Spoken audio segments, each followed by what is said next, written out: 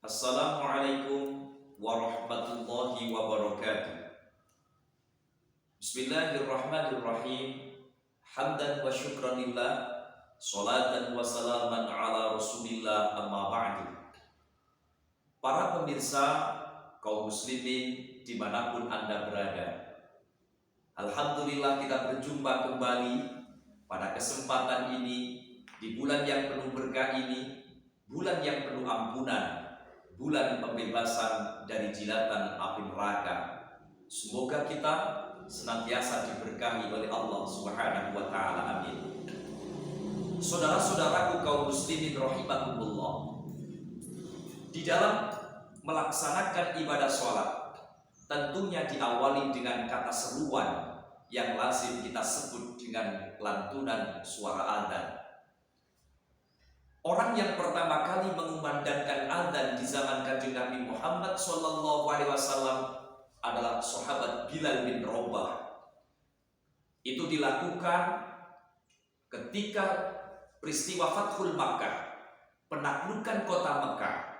Bilal bin Rabah kemudian manjat dinding Ka'bah dan berdiri di atas Ka'bah mengumandangkan seruan adzan, mengajak umat Islam untuk melaksanakan ibadah sholat. Ketika zaman Wali Songo menyebarkan dakwah Islam ke Indonesia, khususnya ke Tanah Jawa, karena speaker, toa atau pengeras suara memang belum ada, maka di zaman Wali Songo kita bisa menyaksikan seperti Masjid Demak Bintoro misalnya, di situ masih berdiri kokoh yang namanya menara. Begitu juga di makam Kanjeng Sunan Kudus juga masih ada berdiri kokoh menara Kudus sampai sekarang. Apa fungsinya? Fungsinya adalah tempat mengumandangkan adzan agar suara itu bisa didengar di sekitar wilayah tersebut. Ma'asyiral muslimin, saudara-saudaraku dimanapun panjenengan berada, sekarang kita hidup di era digital. Kita hidup di era teknologi canggih, di mana suara kita begitu mudah didengarkan dimanapun berada. Otomatis kegiatan seruan adzan sekarang sudah tidak menggunakan menara lagi, tetapi pengeras suara semacam toa, sound system dan sebagainya. Nah, yang perlu diperhatikan saudaraku adalah bagaimana menggunakan pengeras suara itu agar tidak mengganggu orang lain. Meskipun kegiatan itu dilakukan di tempat ibadah, tapi kita juga harus tahu bahwa kita hidup bersosial dengan orang lain.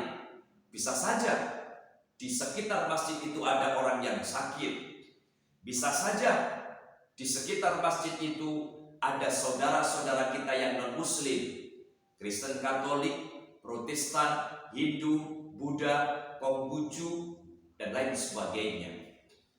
Nah, ketika kita hidup berdampingan dengan mereka yang memang tidak sama dengan kita, tentunya sedikit banyak suara kita akan mengganggu orang lain.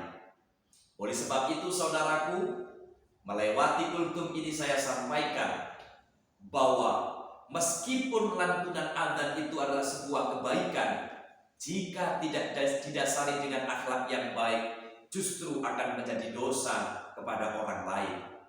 Oleh karena itu saudaraku, di majelis-majelis ulama, yang di MUI, di DMI, di pengurus PBNU misalnya, sampai rentetannya ke bawah, semua memberikan maklumat kepada bawahannya, kepada masyarakatnya tentang penggunaan toa, terutama Kementerian Agama.